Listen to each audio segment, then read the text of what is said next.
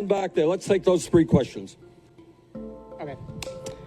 Senator Sanders, in the past couple of years, we have seen the rise of these far-right authoritarian leaders and the effect they have had on the stability of our world, such as in Brazil, where a corrupt investigation has falsely imprisoned their popular and former president Lula da Silva. How will the Sanders administration address these leaders and their negative impact on our world? Lula livre. Vocês acabou de ver um clipe que foi gravado durante a campanha do Bernie Sanders para presidente dos Estados Unidos, alguns meses atrás. Quando eu mostrei esse clipe para Michael Brooks, ele falou por mim, eu conheço fulano, ele é um fã do meu programa, ele sempre liga para o meu programa. E então, é um exemplo do tipo de mobilização política que Michael Brooks fez, né? Esse era só um exemplo em eventos de campanha. De todos os candidatos do centro-esquerda ou esquerda dos Estados Unidos para presidente, sempre apareceu alguém em uma camiseta Lula livre, uma camiseta de Lula, gritando Lula livre. O Michael fez alguns programas ao vivo ano passado em diferentes cidades nos Estados Unidos inteiro e sempre vem grupos de jovens em camisetas de Lula. Ou seja, ele foi uma pessoa fundamental que conseguiu combater e superar a falsa narrativa que foi divulgada pelos jornais como The Guardian, New York Times, CNN, todas as grandes corporações do mídia anglo, do que o Dilma Rousseff sofreu impeachment porque ele era corrupto, que Lula era corrupto. E além disso, ele foi uma das únicas pessoas na mídia anglo que falou sobre o envolvimento dos Estados Unidos e o Departamento de Justiça nesse processo. Quando Lula foi preso, o Brooks entrou em contato comigo. Será que tem como a gente entrevistar ele? E foi um processo em que eu falei, olha, como você é independente e Brazil Wire também é independente, a gente vai fazer um tipo de trabalho para as pessoas no Brasil saberem quem você é também. E para o pessoal ligado com Lula, conhece você um pouco melhor. Então eu sugeri para ele, por que você não entrevista Celso Amorim no seu programa? Por que você não entrevista Valesca Martins no seu programa? Ele fez. As entrevistas foram sensacionais. E depois eu entrevistei ele para 247, que alguns de vocês talvez viu. A gente fez uma pedida jurídica no juizado do Curitiba.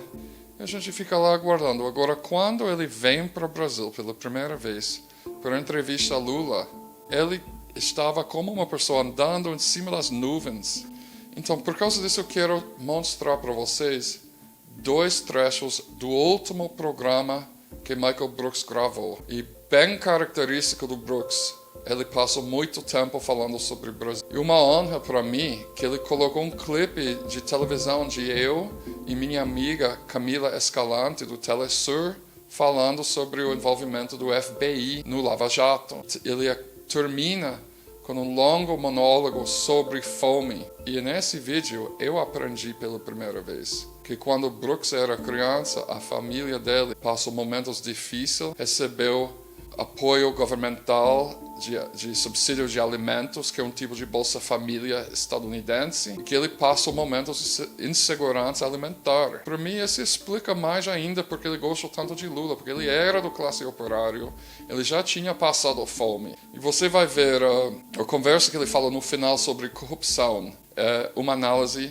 perfeita. E com isso eu vou dizer adeus, amigo, e obrigado para todo o Michael Brooks.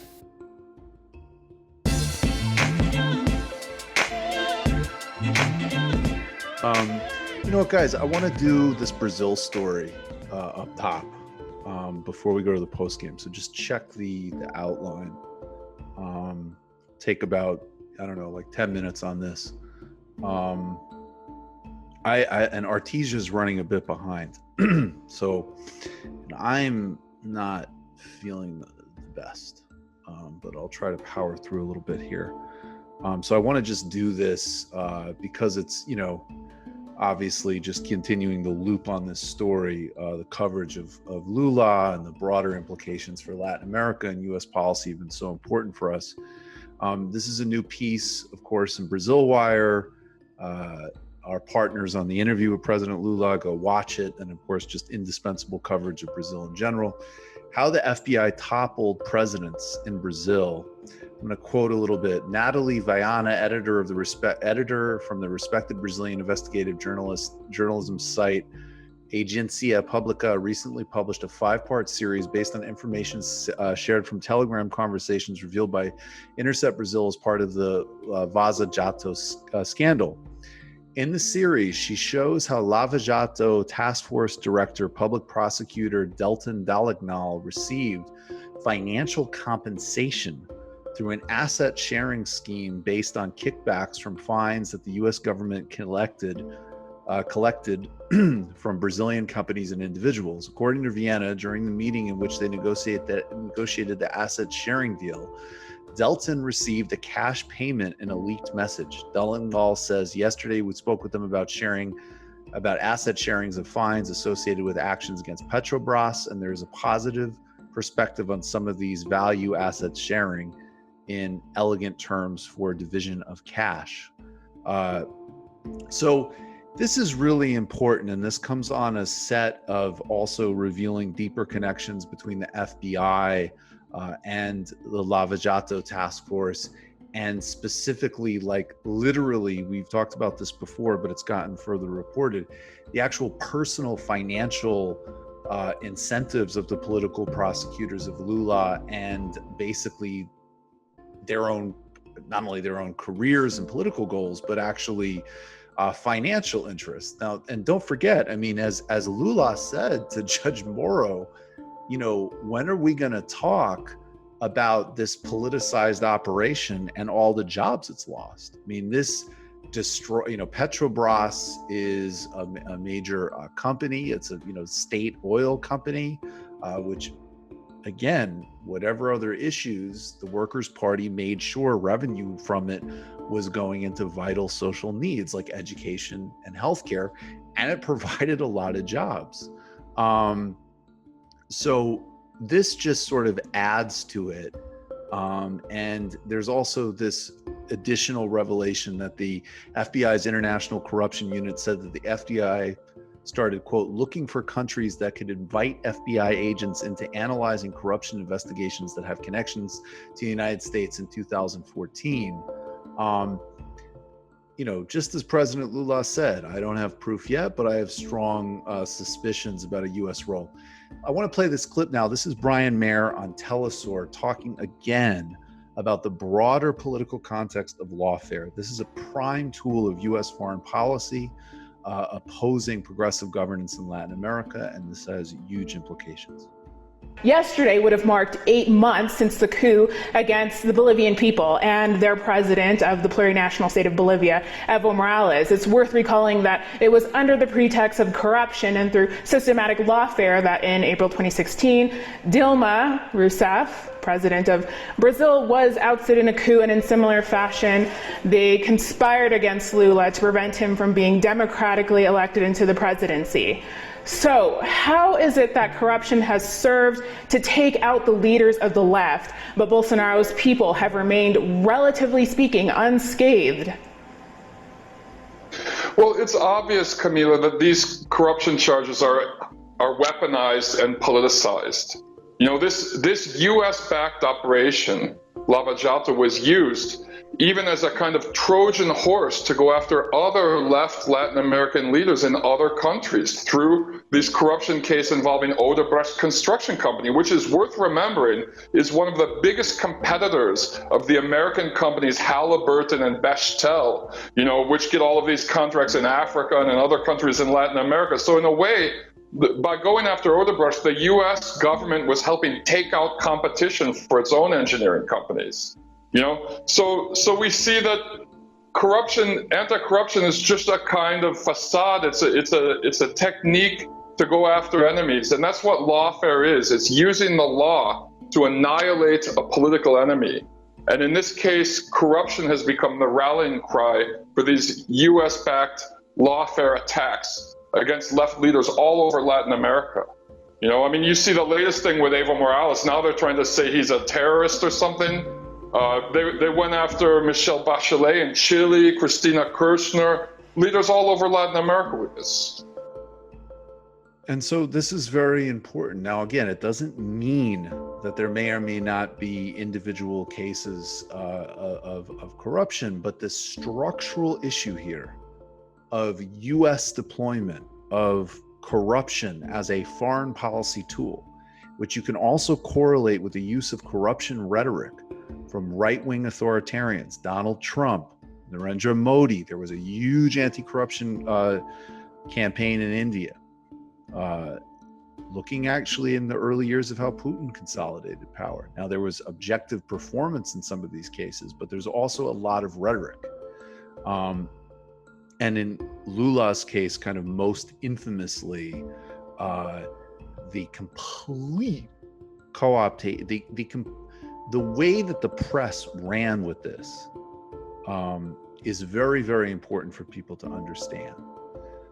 And see how these things operate, both in terms of lawfare and in terms of, again, complicating the conversation on corruption itself.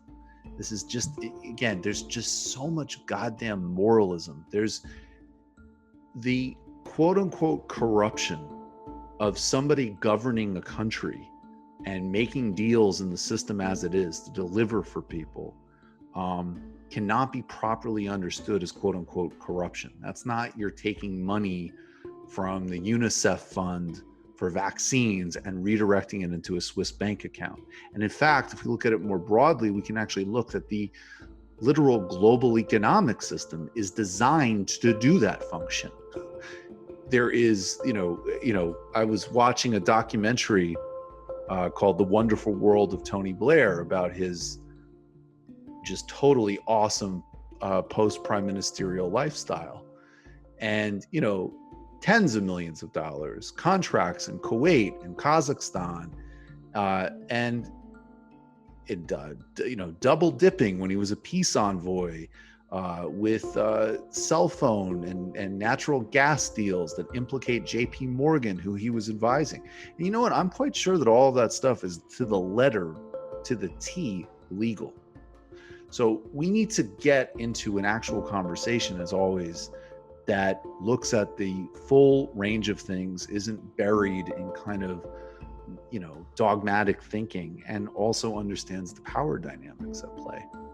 Because this deployment in Latin America has rolled back the pink tide and caused an enormous amount of damage, which we're seeing daily with, as an example, what Bolsonaro has done with Corona, among infinitely other, many, many other things.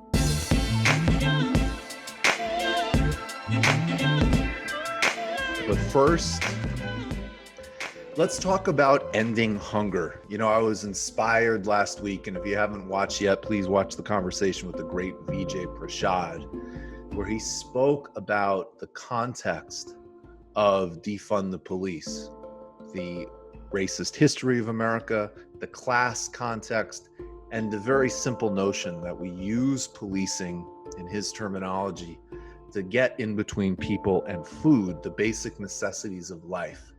And I want to bring back this very, very simple and core concept. We should have a global campaign in the United States and every corner of the world to completely get rid of every single form of hunger. Let's do that. Let's have that very, very clear, very, very basic and human and universal goal for every single human on this planet. It's absolutely ridiculous. And I could tell you as someone, and again, be very, very clear here, infinitely more sort of safe and privileged than most.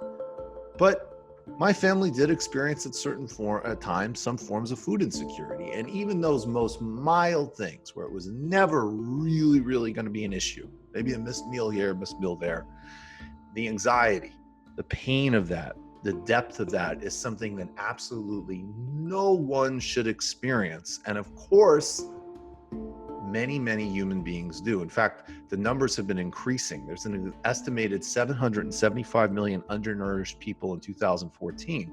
By 2008, that estimate had increased to 820 million. Hunger is on the rise. The UN estimates that the COVID crisis will lead to an additional 83 to 132 million undernourished people. UN agencies have also made the argument that the international poverty threshold of $1.90 a day is not enough to afford a healthy diet. 3 million people cannot afford healthy diet according to the UN. This is very important, actually, that figure. That's the figure that the World Bank and others with a kind of Panglossian view have deployed to downplay the significance, the resilience, and the absolute massive burden of the amount of deeply impoverished and hungry people across this planet. And of course, this problem is not in any way exclusive to the underdeveloped world. Let's look at the United States, a world leader in inequality and poverty, even as it is the world's main superpower. The money goes to the weapons and out of the mouths of the poor. 37 million people struggle with hunger. 11 million of those are children.